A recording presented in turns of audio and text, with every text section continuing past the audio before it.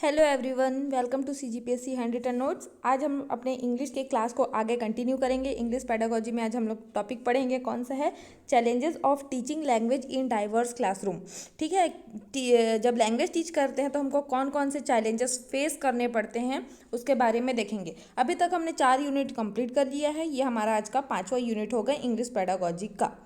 अगर आप हमारे सहायक शिक्षक और शिक्षक के टेस्ट सीरीज़ बैच में नहीं एनरोल किए हैं तो आप लोग ज्वाइन कर सकते हैं। आप दिए गए नंबर पे व्हाट्सअप करके अपनी जानकारी देके आप एनरोल हो सकते हैं। ठीक है, आप इसमें एक बार जानकारी ले लेना कि आप व्हाट्सअप करना कि हमको टेस्ट चाहिए या जो भी, तो आपको जानकारी दे दिया जाएगा। आज हम लोग, ये हमारा सिलेबस है इंग्लिश पेडागोजी का। इसमें हम लोगों ने learning and acquisition, principles of language teaching, role of listening and speaking और critical perspective on the role of grammar in learning a language, इतना हमने कंप्लीट कर लिया है। ये 4 यूनिट हमारे क्या हो गए हैं? कंप्लीट हो गए हैं। ठीक है, इसके बाद आगे आज हम लोग देखेंगे challenges of teaching language in a diverse classroom. ठीक है, लैंग्वेज टीच कराने में कौन कौन सी डिफ़िकल्टीज़ होती है, इसके बारे में हम लोग देखेंगे। और इसके बाद हमारा लैंग्वेज स्किल, ये सब भी हम लोग जल्दी ही कंप्लीट करेंगे। ठीक है, तो ये जो मैं टेस्ट सीरीज बैच के बारे में बता रही थी, ये है। इसमें आप लोग का फीस स्ट्रक्चर कुछ इस प्रकार है। सहायक शिक्षक का है, ये शिक्षक का है। और अगर आप दोनों कंबाइंड बैच लेते हो, शिक्षक और सहायक शिक्षक का, तो आपको इसमें कुछ डिस्काउंट भी मिल जाएगा। तो आप लोग परीक्षा तक पूरा अनलिमिटेड कोर्स ही परचेस करें। ठीक है, जिससे आप लोग एग्ज़ाम के आते तक पूरा टेस्ट देते रहेंगे, तो इससे आपकी पढ़ाई क्या होगी? बनी रहेगी, है ना। कंटिन्यूटी क्या होगी? बनी रहेगी आपकी पढ़ाई की। और आप अपने आप को बार बार एनालाइज करके स्व आकलन कर पाएंगे। तो यह आपका फीस स्ट्रक्चर है। तो आप इस नंबर पे कॉल या व्हाट्सएप के माध्यम से आप जानकारी भी प्राप्त कर सकते हैं। 75 83 86 44 61, ये है। ठीक है, और आपको टॉपिक वाइज क्वेश्चंस कराया जाता है। इससे आपको पर्टिकुलर टॉपिक के बहुत अच्छे से तैयारी हो जाती है। ठीक है, आपको डेली टारगेट मिलता है, उसको आप लोग पढ़ते हैं, तो आपका पढ़ाई में क्या होता है? कंटिन्यूटी बना रहता है। इसके लिए आपको टेस्ट देना बहुत ज़रूरी है। आज हम लोग देखेंगे इंग्लिश पेडागोजी में challenges of teaching language in a diverse classroom. ठीक है, तो चलिए स्टार्ट करते हैं। हम जब लैंग्वेज टीच कराते हैं, वो भी इंग्लिश लैंग्वेज, तो आपको क्या क्या डिफ़िकल्टीज सामने आती है। तो चलिए स्टार्ट करते हैं। लैंग्वेज में एडिक्वेट अचीवमेंट एजुकेशन का एक इम्पॉर्टेंट गोल है। रिसर्चर्स प्रूव कर चुके हैं कि जो बच्चे लैंग्वेज में पीछे होते हैं, वे अक्सर अपने एकेडमिक अचीवमेंट में भी पुअर होते हैं। ठीक है, जो अपने देखो, जो बच्चा लैंग्वेज में ही पीछे है, बोल ही नहीं पा रहा है, उसको जो पता है उसको सामने प्रेजेंट नहीं कर पा रहा है, तो उसका एकेडमिक भी कैसे अच्छा हो सकता है ना। क्योंकि अच्छा एकेडमिक परफॉर्मेंस वोकेबलरी की रिचनेस, वर्ड्स को यूज़ करने के स्टाइल और जो एक्सप्रेस करना है उसे प्रिसाइज करने पर डिपेंड करता है। ठीक है, मतलब जब आप लैंग्वेज इसमें एकेडमिक में देखोगे तो आप उसको आपको लिखना होता है, रिटन फॉर्म में रहता है, तो आप जो भी जानते हो उसको आपको एक प्रिसाइज फॉर्म में अच्छे वर्ड्स के साथ, है ना, लिखना होता है। तो वही बोल रहा है कि जो बच्चे लैंग्वेज में अच्छे नहीं होते हैं, उनका क्या होता है? एकेडमिक भी पुअर होता है, एकेडमिक अचीवमेंट। और जो उस, ठीक है, अब देखते हैं आगे। अतः language development general intellectual development का बेस है। लैंग्वेज डेवलपमेंट किसका बेस है? जनरल इंटेलेक्चुअल डेवलपमेंट का बेस है।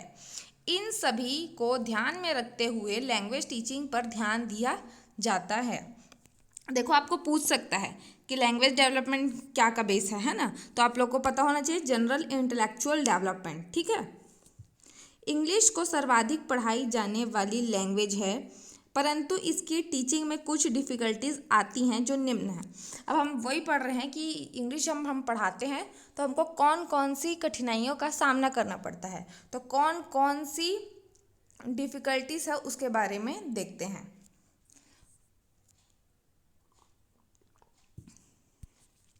चलिए आप लोग क्लास को एक बार सारे लोग शेयर कर दीजिए, फिर हम लोग आते हैं अपने टॉपिक पे। कौन कौन सी डिफ़िकल्टीज़ है, तो सबसे पहला है लैक ऑफ प्रॉपर एम। मतलब हमारा कोई प्रॉपर एम नहीं होता, हम लोग सिर्फ पढ़े जा रहे हैं, है ना। जैसे कि अभी हमारा क्या है, एम है कि हमको एग्ज़ाम क्लियर करना है ना। और जब हमारा एम ही नहीं रहता तो हम कुछ भी पढ़ते रहते हैं ना। इसीलिए देख रहे हैं, तो जब तक प्रॉपर एम नहीं होगा तो ये भी क्या है, एक हमारी कमी है। तो इंग्लिश टीचिंग के लिए सबसे पहले इसे सीखने के प्रॉपर एम्स स्टूडेंट और टीचर्स दोनों के लिए क्लियर होने चाहिए। ठीक है, जो हमारा एम होगा वो स्टूडेंट्स और टीचर्स दोनों के लिए को क्लियर होने चाहिए। अक्सर लर्नर्स और टीचर्स दोनों ही एमलेस होते हैं। ठीक है, टीचर्स को ही नहीं पता कि मेरे को बच्चे को क्या सिखाना है। ठीक है, आज वर्ड्स सिखाना है, कैसे दो वर्ड्स को ज्वाइन करना है, ये सिखाना है। तो जब टीचर ही एमलेस है और क्या बोलते हैं बच्चा भी, जो लर्नर्स हैं उनका भी कोई एम ही नहीं है, तो वो लोग कहाँ से अपना लैंग्वेज को अच्छा कर पाएंगे, है ना। आगे देखते हैं, किसी प्रॉपर एम के होने के कारण इंग्लिश के सीखने सिखाने पर एडवर्स इफेक्ट पड़ता है। एम होगा तो हमको करना रहेगा, है ना, तो एक अच्छा इफेक्ट भी पड़ेगा उससे लैंग्वेज के लिए। स्टूडेंट्स का एम सिर्फ एग्जामिनेशन में पास होना होता है, अतः वह इंग्लिश लैंग्वेज पर कमांड नहीं कर पाता है। सिर्फ बच्चा क्या सोचता है, स्कूल जाता है तो हमको सिर्फ पढ़ना है, पास होना है, बात ख़त्म। उनको सीखने से इंग्लिश लैंग्वेज को हम कैसे अच्छा करें, इससे उनका कोई एम नहीं होता है। इस कारण हम लोग को क्या होती है, कठिनाई भी होती है इंग्लिश को पढ़ने पढ़ाने में। ये हो गया हम लोग का first, lack of proper aim. Next देखते हैं, नेक्स्ट डिफ़िकल्टीज क्या है, low standard of textbook. देखो, लो स्टैंडर्ड मतलब स्टैंडर्ड कम है टेक्स्ट बुक का। तो जैसे कि क्लास 5th का बच्चा है, उसको जो क्लास 5th में जो उसको आना चाहिए वो उसके टेक्स्ट बुक में नहीं है। तो ये भी क्या है, हमारा डिफ़िकल्टी से प्रॉब्लम है ना। देखते हैं लो स्टैंडर्ड ऑफ टेक्स्ट बुक में क्या लिखा है। इंग्लिश लैंग्वेज को इफ़ेक्टिवली सिखाने के लिए टेक्स्ट बुक का स्टैंडर्ड हाई होना चाहिए। इस टेक्स्ट बुक कैसे होने चाहिए, हमारे हाई होने चाहिए, जिसमें अच्छी वोकेबलरी, सेंटेंस पैटर्न व ग्रामर हो। ठीक है, मेन लैंग्वेज के लिए क्या होता है, वोकेबलरी बहुत मैटर करता है। ठीक है, इससे ही तो बच्चे के पास वर्ड्स रहेंगे तो वो अच्छे वर्ड्स का यूज़ कर पाएगा। ठीक है, अगर उसके पास वर्ड्स ही नहीं रहेंगे तो वो कहाँ से अच्छे अच्छे वर्ड्स का यूज़ कर पाएगा, है ना। तो वोकेबलरी, करेक्ट सेंटेंस पैटर्न व ग्रामर, ठीक है, ऐसे बुक में होने चाहिए। परंतु अधिकांश टेक्स्ट बुक्स लो स्टैंडर्ड की होती है, जो लर्नर्स के इंग्लिश लर्निंग में बाधा बनती है। ठीक है, तो ये हो गया हम लोग का, टेक्स्ट बुक भी इम्पोर्टेंट रोल प्ले करता है। नेक्स्ट देखते हैं, ओवर क्राउडेड क्लासेस। इंडिया में पॉपुलेशन अधिक होने के कारण क्लासेस में बहुत अधिक स्टूडेंट्स होते हैं। ठीक है, लैंग्वेज सिखाने के लिए पर्सनल अटेंशन दिया जाना आवश्यक है। ठीक है, लैंग्वेज सिखाएंगे, वो भी इंग्लिश लैंग्वेज है, तो हमको पर्सनल अटेंशन देना होगा बच्चों को, ताकि वो जहाँ पे भी मिस्टेक कर रहे हैं हम उनको करेक्ट कर सके। ठीक है, परंतु ओवर क्राउडेड क्लासेस में यह इम्पॉसिबल होता है। जब टीचर एक है, बच्चे 50 हैं, तो टीचर किन किन बच्चों पर कैसे ध्यान दे पाएगा, है ना। इतने सारे बच्चों को साथ में आगे बढ़ाना, ये थोड़ी क्या है, प्रॉब्लम होती है। इसीलिए ये भी एक मेजर प्रॉब्लम है। ठीक है, तो हम लोग अभी तक 3 प्रॉब्लम देख लिए हैं हमारा, lack of proper aim, low standard of textbook and overcrowded classes. अब देखते हैं नेक्स्ट प्रॉब्लम क्या है, use of traditional methods. Learning के मटेरियल और मेथडोलॉजी दूसरी प्रॉब्लम क्रिएट करती है। हमारा लर्निंग का मटेरियल क्या है और हम किस मेथड से लर्न कर रहे हैं, ये भी क्या करता है, मेजर रोल प्ले करता है। तो देखते हैं, हालांकि लर्निंग के मेथड, अप्रोचेस, टेक्निक्स और मटेरियल्स हैं, परंतु टीचर्स अभी भी ट्रेडिशनल मेथड्स, टेक्निक्स और अप्रोचेस से प्री ऑक्यूपाइड है। मतलब हमारे पास अभी भी नए नए टेक्निक्स हैं, लेकिन जो टीचर पढ़ाते हुए आ रहा है पुराना जैसा ट्रेडिशनल मेथड्स है, वो मेथड्स को वैसे ही फॉलो करते आ रहे हैं। उनको हमको समय के साथ चेंजेस करने चाहिए, लेकिन टीचर्स क्या करते हैं, नहीं करते हैं। जैसा वो पढ़ा रहे थे बस वैसे ही पढ़ा रहे हैं। ठीक है, तो ये भी एक क्या है, प्रॉब्लम है, ट्रेडिशनल मेथड का यूज़ करना। यहाँ तक कि एक ही तरह का मेथड सभी प्रकार के लर्नर्स के लिए यूज़ किया जाता है। मतलब जो स्लो लर्नर्स हैं, है ना, जो फास्ट लर्न कर रहे हैं, उनके लिए हमको अलग अलग मेथड यूज़ करना चाहिए। इनफैक्ट जो रूरल में, गांव में रहते हैं, जो अर्बन एरियाज़ में रहते हैं, उनमें भी दोनों बच्चे में बहुत डिफरेंस है। तो हमको उनकी तरीके से, वो जैसा जानते हैं उनके अकॉर्डिंग, उनके मेथड से हमको क्या कराना चाहिए, टीच कराना चाहिए। तो वही है, यहाँ तक कि एक तरह का मेथड सभी प्रकार के लर्नर्स के लिए यूज़ किया जाता है, चाहे वे रूरल हो या अर्बन। इसके परिणाम स्वरूप वे वेरियस सोशियो इकोनॉमिक स्टेटस को बिलोंग करने वाले पीपल्स के अचीवमेंट में ट्रिमेंडस गैप हो जाता है। ठीक है, तो ये हो गया यूज़ ऑफ ट्रेडिशनल मेथड्स। अब देखते हैं lack of clear cut policy. English teaching में एक वेल डिफाइंड पॉलिसी का ना होना, ठीक है, एक नहीं होना, वेल डिफाइंड पॉलिसी का ना होना प्रॉब्लम क्रिएट करता है। जैसे जब टीचर्स को पोस्ट ग्रेजुएट डिप्लोमा कोर्स या हायर स्टडीज़ के लिए इंस्टीट्यूशंस या स्टेट गवर्नमेंट द्वारा स्पॉन्सर किया जाता है, तो उन्हें उनके सब्सिक्वेंट यूटिलाइजेशन के लिए कुछ क्लियरली कंसीव्ड प्लान्स के आधार पर अक्सर नहीं भेजा जाता है। ठीक है, कभी कभी तो उन्हें डेपुटेशन पर भी नहीं माना जाता या ट्रेनिंग पीरियड के लिए फुल सैलरी भी नहीं दी जाती। तो ये भी एक प्रॉब्लम है, क्लियर कट पॉलिसी। ठीक है, नेक्स्ट देखते हैं डिफेक्ट्स इन इवोल्यूशन। हमारा जो इवोल्यूशन है उसमें क्या डिफेक्ट्स हैं, वो भी एक क्या है, प्रॉब्लम है। तो देखते हैं, पब्लिक एग्जामिनेशंस में इंग्लिश में पास होने का क्राइटेरिया लर्नर को मोटिवेट करने के लिए सफिशिएंट नहीं है। हम इंग्लिश लर्नर को क्या करते हैं, सिर्फ पास होने के लिए मोटिवेट नहीं करना, ये हमारे लिए सफिशिएंट नहीं होगा लैंग्वेज सीखने के लिए। ठीक है, इंग्लिश में मिले हुए मार्क्स लर्नर्स के चारों लैंग्वेज स्किल्स से रिलेटेड अचीवमेंट के लेवल को क्लियरली इंडिकेट नहीं करते हैं। प्रेजेंट में इंग्लिश में एग्जामिनेशन नॉलेज ओरिएंटेड है, ना कि स्किल बेस्ड। ये भी एक प्रॉब्लम है। ठीक है, कि हम देखते हैं इंग्लिश में भी क्या है, नॉलेज ओरिएंटेड है, ना कि स्किल बेस्ड है। जो हमारा इवोल्यूशन प्रोसेस है वो भी कैसा है, नॉलेज बेस्ड है। ठीक है, तो इससे बच्चा क्या करता है, अपना स्किल डेवलप भी नहीं करते हैं। उनको पता है कि हमको सिर्फ पास होना है, इसीलिए वो क्या करते हैं, सिर्फ पेपर में जो आता है नॉलेज ग्रहण करते हैं बस, और उसको यूज़ नहीं कर पाते हैं। तो ये भी एक प्रॉब्लम है। उसी के आगे देखते हैं, पर्पसफुल वैल्यूएशन के लिए एग्जामिनेशन कंडक्ट से करवाए जाने चाहिए, न कि कैंडिडेट को पास या फेल करने के लिए। पर्पसफुल इवोल्यूशन होना चाहिए, न कि बच्चों को पास फेल करने के लिए। एनुअल एग्ज़ाम्स के रिज़ल्ट बहुत सारे फीडबैक डेटा को दर्शाते हैं, लेकिन कोई भी board of studies syllabus, materials, examination scheme आदि को इवेल्युएट करने के पर्पस से इस इंफॉर्मेशन को यूज़ नहीं करता है। अभी भी इंग्लिश लैंग्वेज के एग्जामिनेशंस में राइटिंग को स्थान दिया जाता है।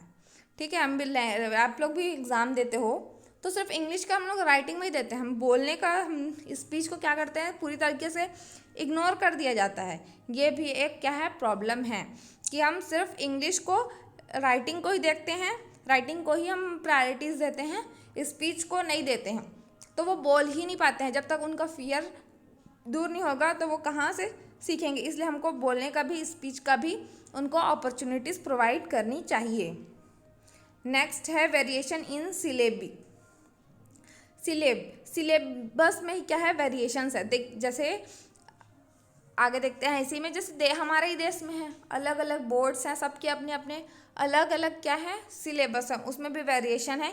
ये भी एक प्रॉब्लम बनता है। देखते हैं देश के डिफरेंट स्टेट्स में इंग्लिश सिलेब में वेरिएशन भी एक प्रॉब्लम है।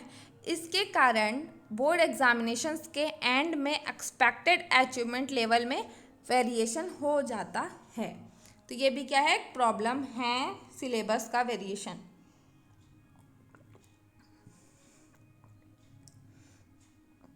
अब लैंग्वेज डिफिकल्टीज देखते हैं। फर्स्ट है the problem of English versus Hindi as a second language. Hindi को ऑफिशियल लैंग्वेज घोषित कर दिया गया है, परंतु यह भी ट्रू है कि इंग्लिश आने वाले बहुत समय तक एसोसिएट ऑफिशियल लैंग्वेज रहेगी। ठीक है, हमारा ऑफिशियल लैंग्वेज क्या है, राजभाषा हिंदी है, लेकिन इंग्लिश को भी हम लोग as a official associate official language use करते हैं। तो आपको पूछ सकता है कि इंग्लिश क्या है, ऑफिशियल लैंग्वेज है या एसोसिएट ऑफिशियल लैंग्वेज है, या कुछ भी और 2-3 ऑप्शन रहेंगे, या दोनों हैं या दोनों नहीं हैं, ऐसा भी करके क्वेश्चन आ सकता है। तो आप लोग को ध्यान देना है कि इंग्लिश क्या है, एसोसिएट ऑफिशियल लैंग्वेज है। ठीक है, इंडिया में हिंदी रीजन्स जैसे तमिलनाडु, कश्मीर एटसेट्रा, वहाँ हिंदी या इंग्लिश में से एक लैंग्वेज सेकंड लैंग्वेज तथा दूसरी थर्ड लैंग्वेज के रूप में पढ़ाई जाती है।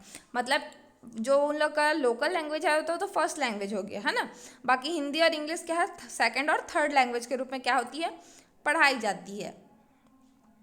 परिणामतः कुछ नॉन हिंदी रीजन्स में इंग्लिश थर्ड लैंग्वेज की तरह सिखाई जाती है। अतः ट्रूथ यह है कि इंडिया में इंग्लिश को यूनिफॉर्म वे में नहीं सिखाया जा रहा है। ठीक है, यूनिफॉर्म वे में नहीं सिखाया जा रहा है, जो एक प्रॉब्लम है के रूप में सामने आता है। तो हमारा एक मेजर प्रॉब्लम ये भी है कि हम इंग्लिश तो सिखा रहे हैं लेकिन यूनिफॉर्म वे में नहीं सिखा रहे हैं। इससे बच्चे में बेस क्या होता है, नहीं अच्छे से डेवलप नहीं होता, बेस ही क्लियर नहीं होता है, तो उनका लैंग्वेज अच्छा नहीं हो पाता है। सेकेंड है lack of teachers competencies. English teaching में यह भी एक प्रॉब्लम है कि इसमें एस्पेक्ट, कंटेंट एलिमेंट और स्किल एलिमेंट इन्वॉल्व होते हैं। इंग्लिश के कॉम्पिटेंट टीचर सफिशेंट नहीं है। ठीक है, इंग्लिश के कॉम्पिटेंट टीचर भी क्या है, सफिशेंट नहीं है। एवरेज टीचर को इंग्लिश में उसकी प्रोफिशिएंसी अपग्रेड करने की आवश्यकता होती है। स्कूल लेवल पर टीचर्स में इंग्लिश की प्रोफिशिएंसी की कमी के कारण इंग्लिश टीचिंग में प्रॉब्लम्स में बढ़ोतरी होती है। जिस तरह दूसरे सब्जेक्ट्स स्पेशलिस्ट टीचर्स के द्वारा पढ़ाए जाते हैं, उस प्रकार इंग्लिश अक्सर नॉन स्पेशलिस्ट टीचर्स द्वारा पढ़ाई जाती है, जिनकी स्वयं की इंग्लिश कॉम्पिटेंस क्वेश्चनेबल है। ठीक है, तो ये भी एक प्रॉब्लम है हमारे इंडिया में। ठीक है, लैक ऑफ टीचर कॉम्पिटेंसेस, मतलब जो भी बच्चों को इंग्लिश लैंग्वेज पढ़ा रहे हैं उनका लैंग्वेज पे अच्छा डिमांड होना चाहिए, जिससे बच्चे उनसे सीख सके। उनका प्रोनाउंसिएशन क्लियर होना चाहिए, उनका सेंटेंस क्या होना चाहिए, एकदम सेंटेंस स्ट्रक्चर में, सिंटेक्स में जमा हुआ मीनिंगफुल होना चाहिए। ठीक है, थर्ड प्रॉब्लम देखते हैं हम लोग, ओवर एम्फेसिस ऑन ग्रामर।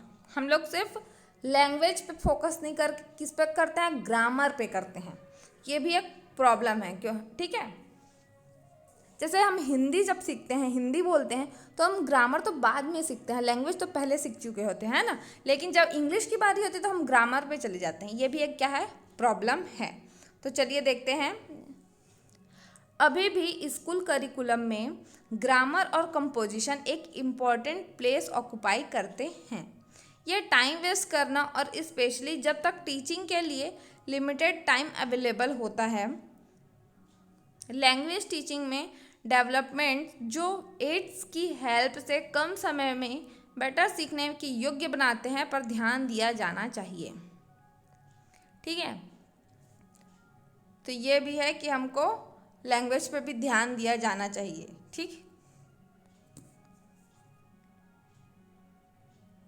इसके बाद है fourth, lack of language laboratory.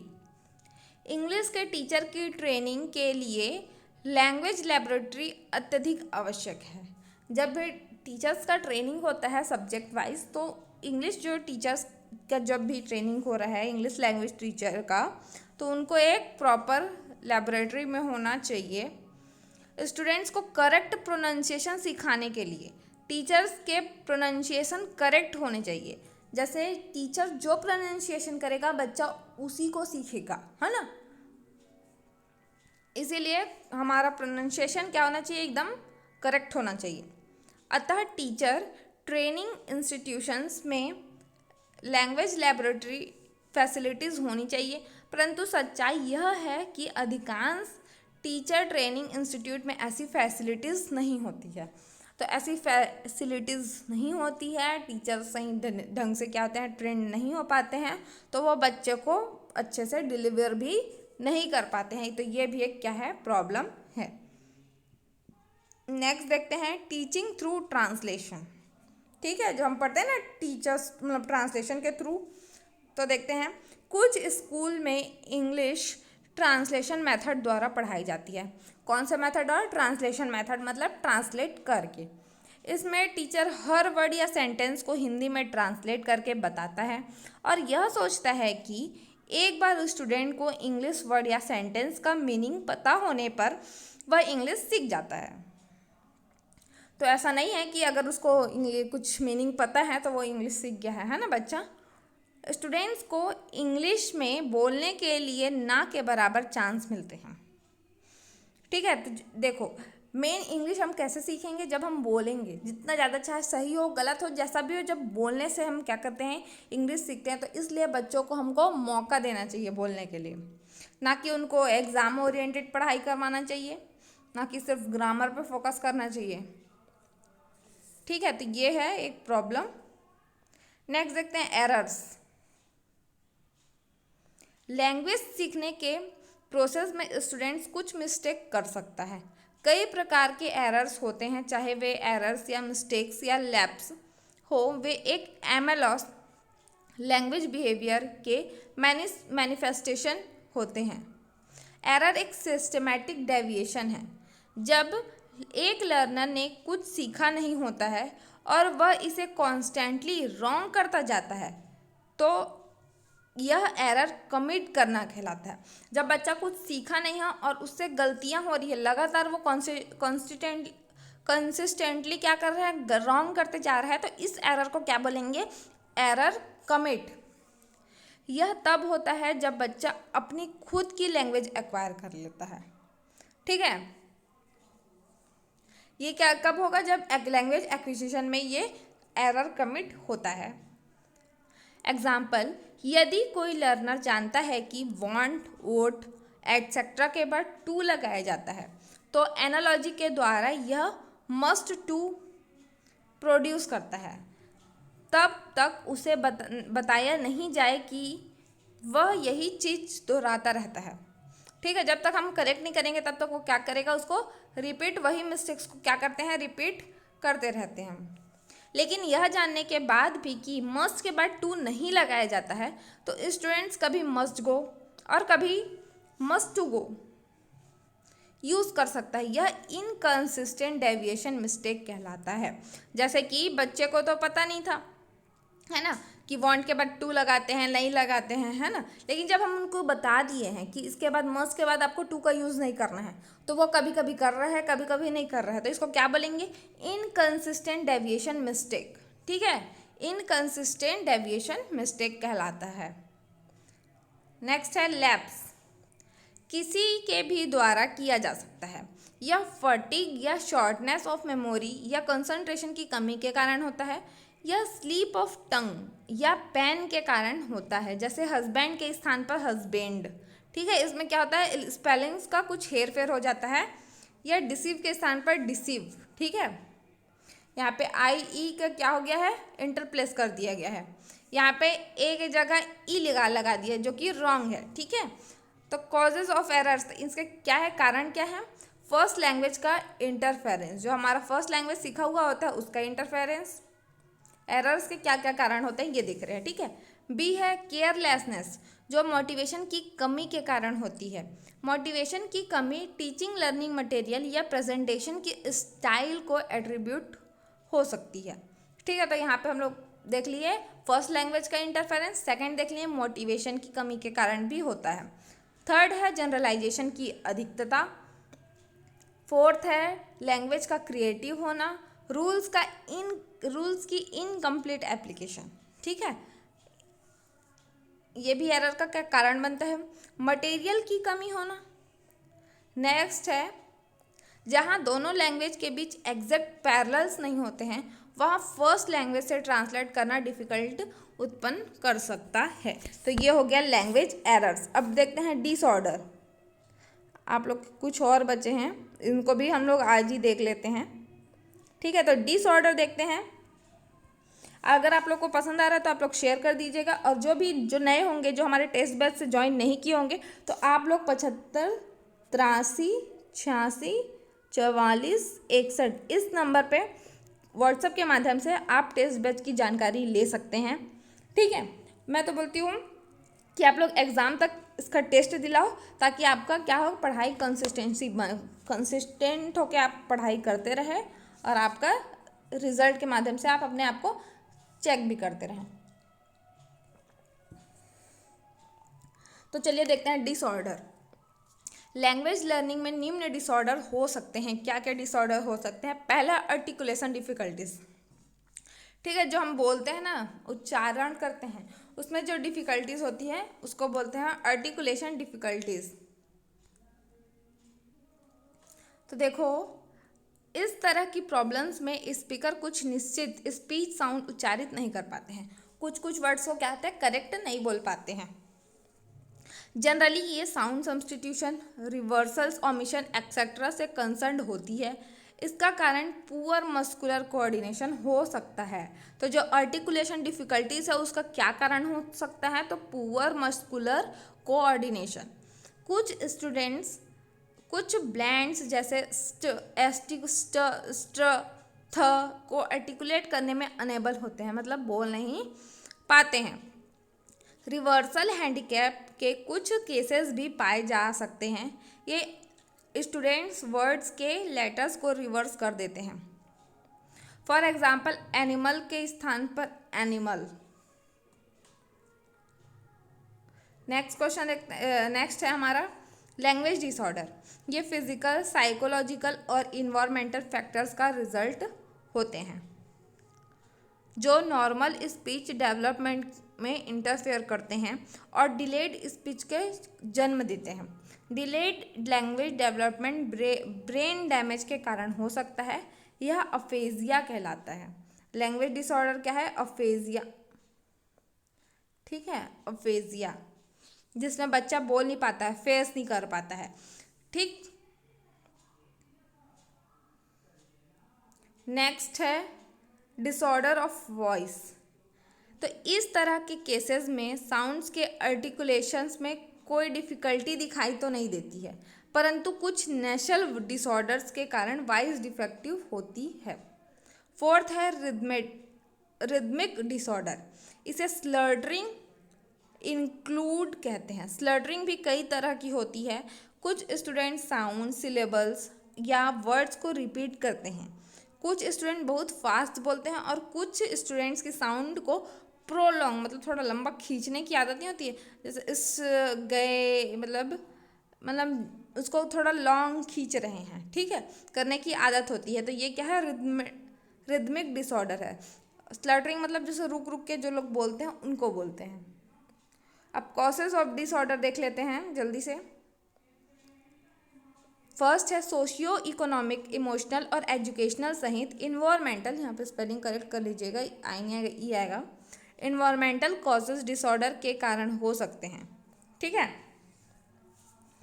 इस एरिया में किए गए रिसर्च के आधार पर यह ऑब्जर्व किया गया कि हायर सोशियो इकोनॉमिक स्टेटस से बिलोंग करने वाले स्टूडेंट्स लोअर स्टेटस को बिलोंग करने वाले स्टूडेंट से वोकेबलरी और सेंटेंस की लेंथ एटसेट्रा के मामले में आगे होते हैं। भाई जिनका सोशियो इकोनॉमिक स्टेटस क्या है, हाई है, वो बच्चे अच्छे जगह जा रहे हैं, अच्छे लोगों से बात करते हैं, जिनकी पहले से नॉलेज क्या है, बहुत अच्छी है, अच्छे लोगों के कांटेक्ट में रहते हैं, ठीक है। तो इनकी क्या हो जाएगी, इनका लैंग्वेज में ज़्यादा अच्छा कमांड रहेगा रेदर देन वो बच्चे जो सोशियो इकोनॉमिक से क्या है, लोअर स्टेटस के हैं। ठीक, यह कुछ हद तक उनकी हायर लेवल ऑफ इंटेलिजेंस के कारण हो सकता है, परंतु उनका सोशियो इकोनॉमिक स्टेटस भी लैंग्वेज लर्निंग को प्रभावित करता है। तो हमारा जो डिसऑर्डर का कारण एक क्या है, सोशियो इकोनॉमिक स्टेटस, ये भी क्या है, एक कारण है लैंग्वेज डिसऑर्डर का। सेकंड है पेरेंट्स और टीचर का रिप्रेशन और ओवर कंट्रोल स्टूडेंट्स में इमोशनल टेंशन क्रिएट करता है, जो उसके माइंड को कॉम्प्लेक्स फॉर्म करता है ना, उसका माइंड क्या होता है, शार्प नहीं हो पाता है। इसके कारण लैंग्वेज लर्निंग की प्रॉब्लम्स क्रिएट होती है, स्लर्टिंग भी उनमें से एक है। ठीक, तो ये भी क्या है, एक प्रॉब्लम है कि बच्चों को हम ओवर कंट्रोल, स्टूडेंट्स को उनका इमोशनल ध्यान नहीं दे पाते हैं, है ना, उनके माइंड को हम लोग एकदम शार्प नहीं कर पाते हैं, उनको कॉम्प्लेक्शन बहुत ज़्यादा, इसीलिए बोलते हैं कि बच्चों के साथ एकदम सहज रहना चाहिए, है ना, उनको ज़्यादा टेंशन नहीं देना चाहिए। थर्ड है इंग्लिश टीचिंग में डिसऑर्डर होने का एक कारण पुअर मॉडल होना भी है। बच्चा जिससे पढ़ रहा है, जिससे सीख रहा है, वो कैसा है, इस पर भी इफ़ेक्ट करता है। ये पुअर मॉडल्स बच्चों के पेरेंट्स, टीचर्स या फ्रेंड हो सकते हैं जिन्हें बच्चा इमिटेट करता है। जैसे कि घर में भी कोई है, बच्चा तो किसी से भी सीखता है ना, बच्चे तो नकल करके ही सीखते हैं, इमिटेशन के माध्यम से ही सीखते हैं।